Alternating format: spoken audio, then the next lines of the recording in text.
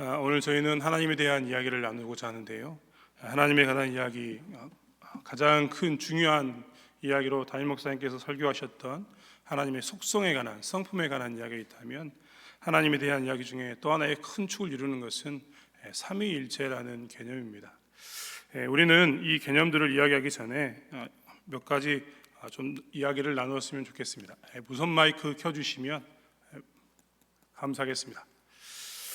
우리는 하나님에 대한 개념을 분명히 알아야지만 하나님에 대해서 바르게 섬길 수가 있습니다. 교회에서 제일 무서운 사람은 누구냐면 하나님에 대해서 정확히 모르는데 열심만 가지고 사는 사람이 제일 무섭습니다. 요즘 코로나 때문에 우리에게 잘 알려진 이단 중에 하나였던 그 이단도 사실은 곰곰이 보면 열심이 굉장히 많습니다. 하지만 그들이 가르치는 교리나 그들이 알고 있는 하나님에 대한 개념은 너무나 잘못되었습니다. 그 잘못됨으로 인한 열심은 결국 사회적 폐해를 가져오게 되는데요. 교회에서도 마찬가지입니다. 하나님에 대해서 바르게 알지 못하면 결국은 그것은 무엇을 가져오냐면 신앙의 발전을 가져오는 것이 아니라 교회의 폐해를 가져오는 그런 문제가 생기게 됩니다.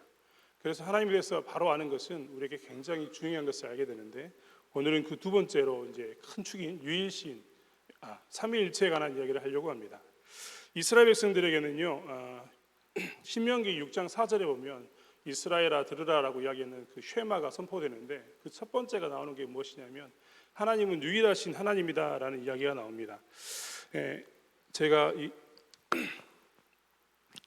삼위일체에 관한 이야기를 할 때마다 칠판과 함께 많은 것들이 필요한데요, 칠판이 필요할 수밖에 없는 이유는 단어가 어렵기 때문입니다. 유일신이라고 저희가 성경에 쓰고요, 또 하나는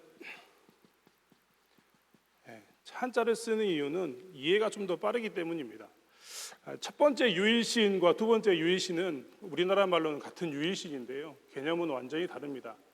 첫 번째 있는 유일신은 오직 유자를 써서 하나밖에 없는 신, 이것을 유일신이라고 이야기합니다.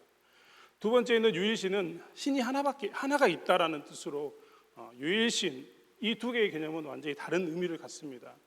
유일신은 하나밖에 없다라는 뜻이 되고, 좀 전에 이야기했던 신명기 6장 4절에 있는 이야기가 되는 거고요. 이스라엘 백성들은, 특별히 구약의 이스라엘 백성들은, 오늘날 유대인이라고 이야기하는 사람들은 이 말씀을 믿습니다. 유일신을 믿는 거죠. 사실 저희도 유일신을 믿습니다. 하지만 저희가 믿는 유일신 안에는 좀 더 다른 모습들이 있습니다. 요한복음 10장에 보면 이스라엘 백성들이 예수께 와서 묻습니다. 당신이 진짜 그리스도입니까? 라고 하는 묻는 장면이 나옵니다. 묻는 이유는 하나밖에 없습니다. 그리스도가 구세주, 구원자, 기름 부은 자, 이런 뜻이 됐는데, 네가 정말 하나님 보내신 이 구원자이냐? 라고 묻습니다. 근데 그것에 대해서 예수님이 나와 아버지는 하나이다 라고 선포를 하니까 이스라엘 백성들은 오히려 화를 냅니다. 왜 화를 내냐면 그들은 신명기 6장 4절에 있었던 유일신, 오직 하나밖에 없던 신으로 하나의 존재를 기억하고 있었는데, 예수님이 오셔가지고 뭐라고 이야기하냐면 나와 아버지는 하나다라고 이야기하니까 신이 당장 몇 명이 된 겁니까? 둘이 됐습니다. 그러니까 이스라엘 백성들이 했던 이유는 뭐냐면, 네가 선한 일을 행해서 우리가 너를 돌로 쳐 죽이려고 하는 것이 아니라 네가 하나님을 참남하게 일컬었기 때문에 우리가 너를 돌로 쳐 죽이려고 한다라고 이야기하면서 죽이려고 합니다. 그게 바로 이 요한복음 10장에 관한 이야기가 나오는데, 이 이야기를 왜 했느냐? 그들에게 있어서는 이 개념이 이해가 되지 않았습니다. 유일신이라고 이야기하면서 오직 유자, 하나밖에 없는 신이라고 이야기했는데, 예수님께서 오셔가지고 나와 아버지는 하나다라고 이야기하니까 신이 당장 유일신이 아니라 이렇게 따진다면 신이 두 명이 있는 이런 개념이 된 겁니다. 오늘 누가복음 3장의 말씀을 저희가 읽었는데, 누가복음 3장의 이야기를 읽어보면 이렇습니다. 예수님이 세례를 받고 계십니다. 근데 그 위에 성령이 다 비둘기처럼 강림하셨습니다. 근데 또 그 상황에서 누가 나타나느냐? 하나님께서 하늘로부터 소리를 내십니다. 지금 당장 누가복음 있는 이 말씀만 보아도 여기에 누가 존재하게 되냐면, 우리가 잘 알고 있는 성부, 성자, 성령이라고 이야기하는 이 세 분의 하나님처럼 보이는 이 세 분의 하나님이 나타납니다. 마치 이것이 뭐처럼 보이냐면, 이스라엘 백성들은 유일신으로 배웠는데 신이 몇 명 있는 것처럼 보이는 거예요. 3명처럼 보이는 겁니다. 그래서 이스라엘 백성들은 요한복음 10장에 있는 것처럼 이런 문제 때문에 어떻게 했느냐? 예수를 받아들일 수가 없었습니다. 유대교는 유일신을 쫓아가면서 쫓아가는 이것을 지금도 유대교라고 이야기합니다. 성부, 성자, 성령이라고 이야기하는 요 개념과 유일신이라는 요 이야기를 믿어지는 것을 우리 뭐라고 이야기하냐면 그리스도교라고 이야기합니다. 저희가 믿는 기독교는 이 성부, 성자, 성령과 유일신이라는 개념이 하나임을 고백하는 겁니다. 이것을 설명하는 게 뭐냐면 설명할 길이 없어서 삼위일체라고 이야기하면서 세 분의 자리가 하나이다라고 이야기하는 이 개념으로 저희가 정리를 해둔 겁니다. 사실 이 개념이 너무나 어렵습니다. 이 개념 때문에 사실은 동방교회하고 서방교회가 갈라질 만큼 최초로 교회가 분열을 나타낼 만큼 이 개념은 상당히 어렵습니다. 이 개념이 어려운 이유가 있습니다. 우리는 먼저 이것을 설명하기 전에 개론으로 삼위일체에 대한 간단한 이야기로 이것을 기억하려고 합니다. 사실 우리의 삶 가운데서 설명하기 굉장히 어려운 것들이 많이 있는데 그 중에 하나를 들으라고 이야기하면 어떤 것이 있냐면 맛이 있습니다. 맛. 여러분 혹시 좋아하는 거 있으십니까? 저는 개인적으로 사과를 좋아하고 요즘 나오는 딸기도 좋아합니다. 커피는 정말 좋아합니다. 한번 이야기해 보면 커피가 어떤 맛일까? 라고 이야기해 보면 커피 맛에 대해서 설명을 부탁을 드리면 사람들은 커피에 대해서 이야기합니다. 커피가 무슨 맛일까요? 제일 먼저 나오는 것은 쓴맛입니다. 쓴맛 맛 있을까요? 요즘 커피를 제가 좀 종종 마시고 있는데 어떤 분이 처음으로 이 커피는 약간 신맛이 난다라고 하는 이야기가 있더라고요. 커피가 신맛이 나는 분 혹시 느끼시는 분 계신지 모르겠는데 커피가 이렇습니다. 사실 커피 전문가는요, 커피는 5가지 맛이 다 있다라고 얘기하면서 쓴맛, 신맛, 단맛, 짠맛, 매운맛, 오미라고 이야기하는 오미가 다 있다라고 이야기합니다.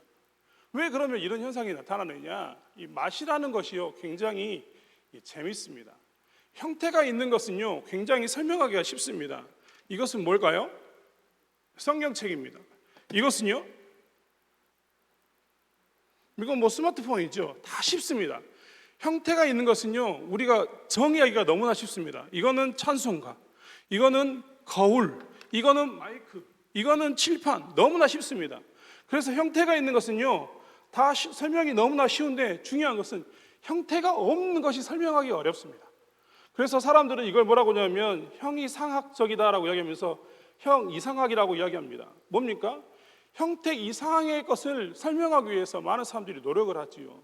그 중에 하나가 아까 이야기했던 이 맛, 이것이 사실은 형태가 없습니다. 그러니까 설명이 다 다른 거죠. 아까 이야기했던 커피 맛도 어떤 사람은 신맛이라고 이야기하는데 신맛 맛 있습니까? 라고 이야기하면 아니 단맛도 있습니다. 어떤 사람은 쓴맛도 있습니다. 어떤 사람은 이런 맛도 있습니다 라고 막 설명을 하게 됩니다. 이유는 뭐냐면 이 맛이라는 것 자체가 형태가 없습니다. 형태가 없으니까 이것을 설명하기 위해서 어떻게 합니까? 형태 없는 것을 설명하기 위해서 여러 가지 단어들을 막 불러다가 막 설명을 해주는 겁니다. 그런데 이 형태가 없는 것들을 대부분 다 형이상학적이라고 이야기하는데 이것을 전문으로 하는 사람들이 누구냐면 철학자들입니다. 철학자들은 항상 형이상학적인 것을 이야기하죠. 그래서 철학이라고 이야기하는 것에는요 항상 개념 정리가 들어갑니다. 개념 정리. 이게 뭐다라고 이야기하는 단어부터 정리를 하거든요.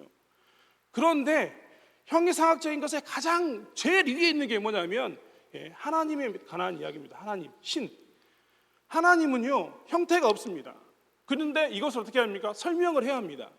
형태가 없는 것을 설명하려고 하다 보니까 생기는 문제가 나타납니다. 그게 좀 전에 얘기했던 커피가 무슨 맛입니까? 라고 이야기하면 단맛입니다, 짠맛입니다, 신맛이라고 이야기하는데 그게 커피 맛에 닿습니까? 라고 물어보면 아닙니다. 제게 만약에 누가 와가지고요 커피 맛을 설명해 주세요 라고 이야기하면 저는 절대 커피 맛을 설명해 줄 수가 없습니다. 이게 왜 그러냐면 형이상학적인 것이기 때문에 그렇습니다. 형태가 없이 그냥 우리가 생각하는 소위 말하는 추상적인 것이기 때문에 이것은 설명이 안 되는 겁니다. 계속해서 어떻게 합니까? 하나씩 찾아가서 이거는 이거다, 이것은 아니다 이렇게밖에 이야기할 수 없는 겁니다. 이런 문제가 생기는 것이 뭐냐면 하나님에 관한 부분입니다. 하나님에 관한 것은요 좀 전에 얘기했던 추상적인 것, 형이상학적인 것의 가장 끝에 있습니다. 그래서 서양은요 옛날부터 마지막에 무엇을 배웠느냐? 신학을 배웠습니다. 학문을 다 하고 난 다음에 제일 위에 신학을 배웠습니다. 그 이유는 뭐냐면 형이상학적인 것의 제일 최고봉이 누구였냐면 하나님에 대한 개념이었기 때문에 그렇습니다. 그래서 이 사람들은 하나님에 대한 개념을 알기 위해서는 세상의 학문을 통해서 어떻게 합니까? 나중에 이것을 하나님을 배워간다라고 생각했습니다. 그래서 모든 철학자들은 항상 하나님에 대한 신에 대한 개념을 늘 추구하고 살았었는데 그 이야기가 다 형이상학이라고 이야기하는 이 말로 우리 가운데 이야기되어지고 있습니다. 중요한 것은 이 하나님에 관한 부분이 형태가 없는 것이기 때문에 설명하기 굉장히 어렵습니다. 이게 좀 전에 말했던 것처럼 이런 건데요. 추상적인 것이기 때문에 여기는 이런 겁니다. 우리는 차원에 관한 이야기를 많이 하는데요. 뭐 이런 이야기 정말 많이 들었을 겁니다. 점 1차원, 선 2차원, 면 3차원, 신에 관한 이 추상적인 것을 뭐라고 이야기하냐면 4차원적이라고 이야기합니다. 그러면 차원 이상의 것이 돼버리니까 어떻게 하냐면 우리가 말로 아무리 설명하려고 해도 설명이 안 됩니다. 이것에 관한 문제가 어디에도 드러나느냐, 우리가 이야기했던 하나님에 관한 유일신과 성부, 성자, 성령 하나님이라는 이 개념에도 우리가 부딪히게 됩니다. 그래서 단어로는 삼위일체, 성부, 성자, 성령님이 따로 계시지만 한 분이야 라고 표현했지만 여기서 우리가 정말 조심해야 될 게 있습니다. 이것을 그럼 하나님은 이런 분이야? 라고 설명하면 이단이 되기가 딱 좋습니다. 사실 하나님에 대한 설명은 좀 전에 이야기 드렸던 것처럼 형이상학적인, 추상적인 거기 때문에 설명이 우리의 말로는 절대 설명이 안 됩니다. 그래서 우리는 어떻게 설명하냐면 이런 방법으로 설명합니다. 우리 어렸을 때 그 스무고개 이런 거 해보셨나요?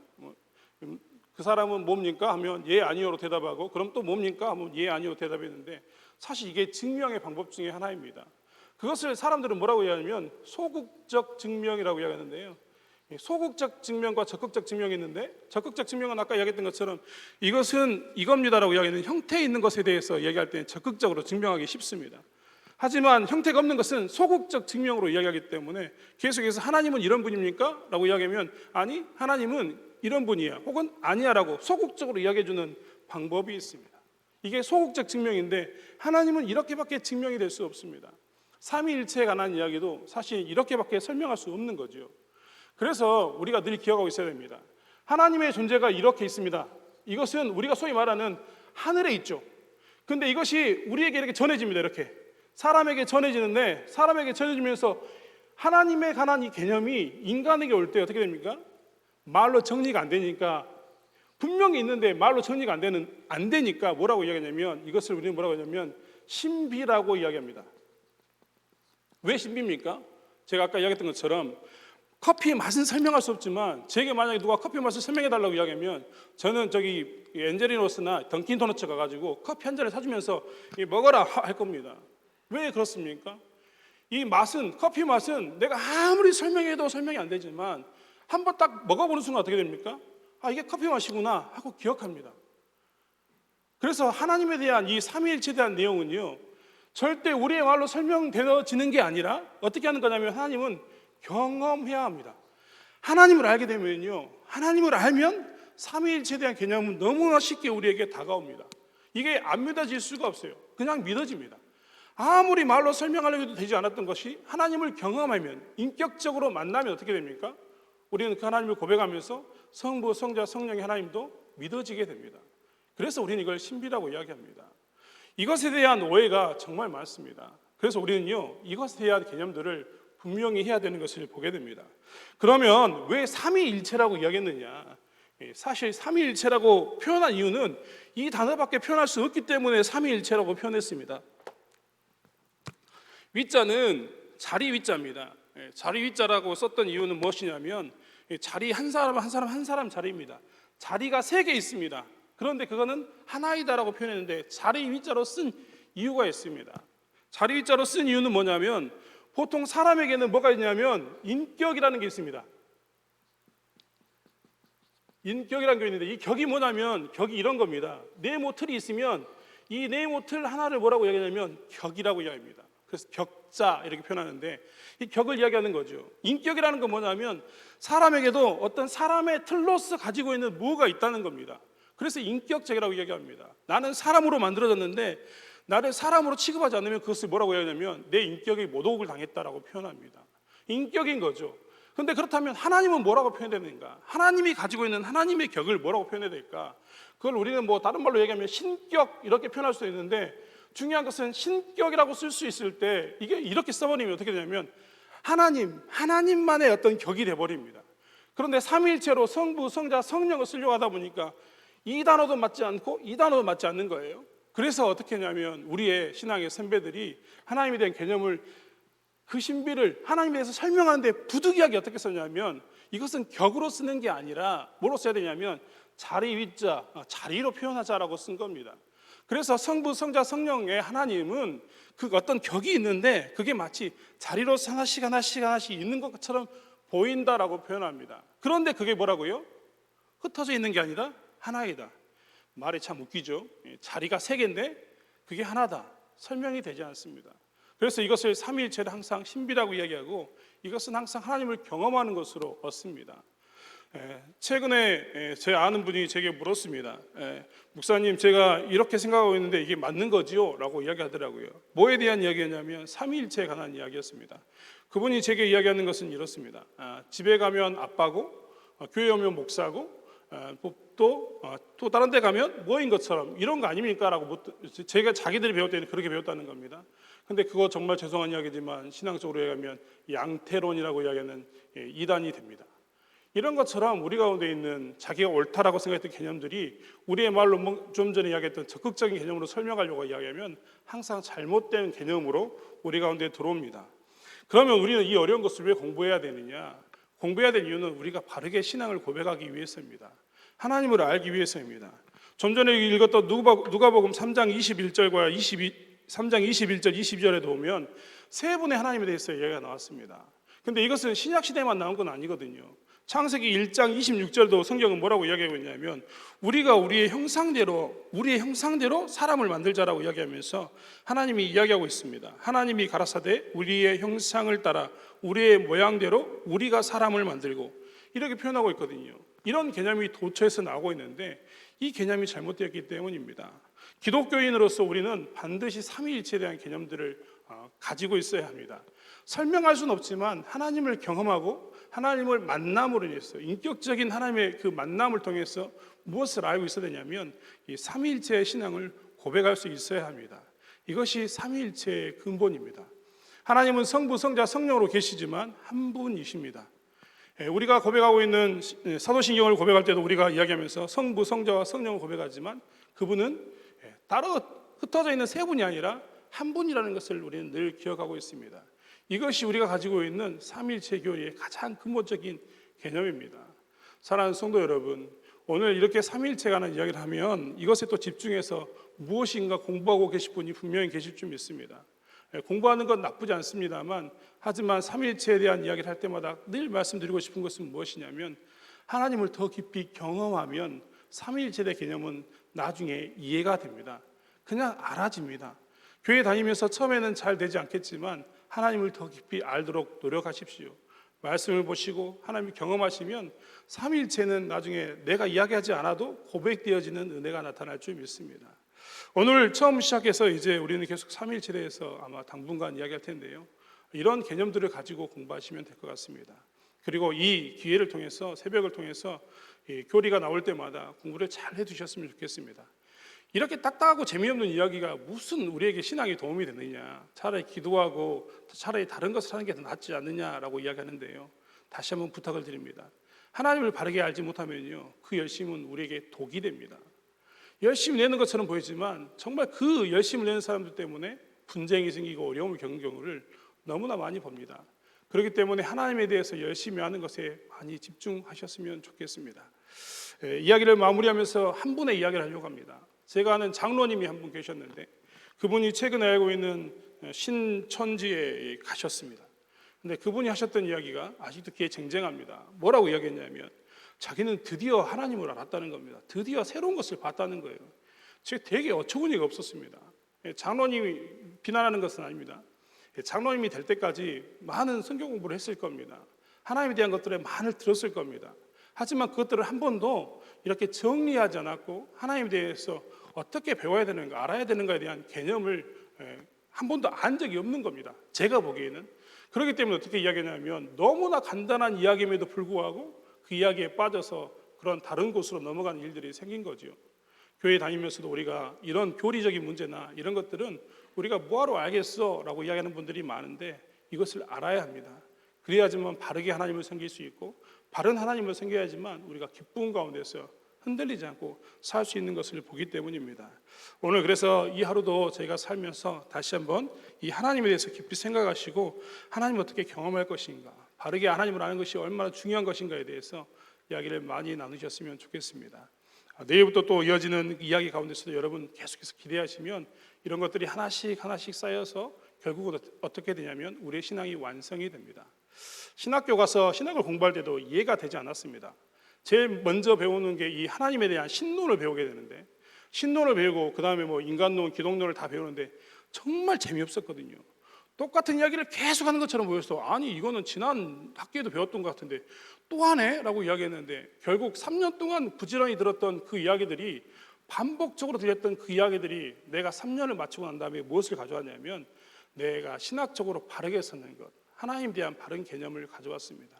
여러분에게도 감히 말씀드립니다. 이 새벽재단을 통해서 재미없는 것처럼 보이고 딱딱한 것처럼 보이지만 하나님에 대해서 계속해서 관심을 두신다면, 계속해서 들으신다면 하나님에 대한 바른 개념과 바른 신앙이 여러분 가운데 세워질 줄 믿습니다. 그것을 기대하면서 지속적으로 기도하시고 하나님께 알게 해달라고, 하나님을 경험하게 해달라고 기도하는 저와 여러분이 되었으면 좋겠습니다. 기도하겠습니다.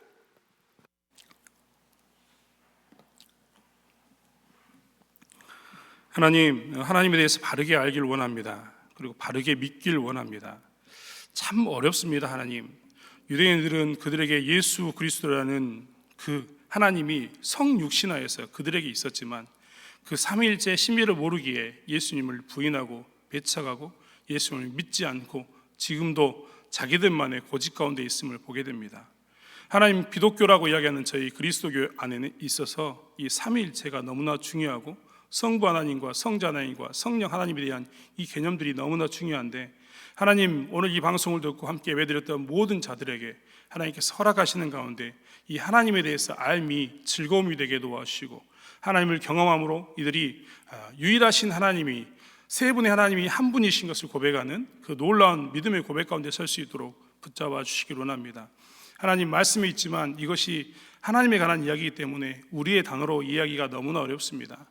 저희가 고작 할 수 있는 것이 삼위일체다라고 이야기하는 이 단어로만 고백하게 되는데, 하나님, 다시 한번 저희들에게 은혜를 주셔서 이 하나님의 신비가 이해될 수 있도록, 또한 경험될 수 있도록 저희에게 은혜를 베풀어 주시옵소서. 이 하루를 살아가면서, 그리고 오늘날 혼탁해진 이 시대를 살아가면서 하나님의 뜻을 바르게 알고 바르게 하나님을 알므로 바른 신앙 가운데 서기로 나오니 다시 한번 우리에게 은혜를 부어 주시길 원합니다.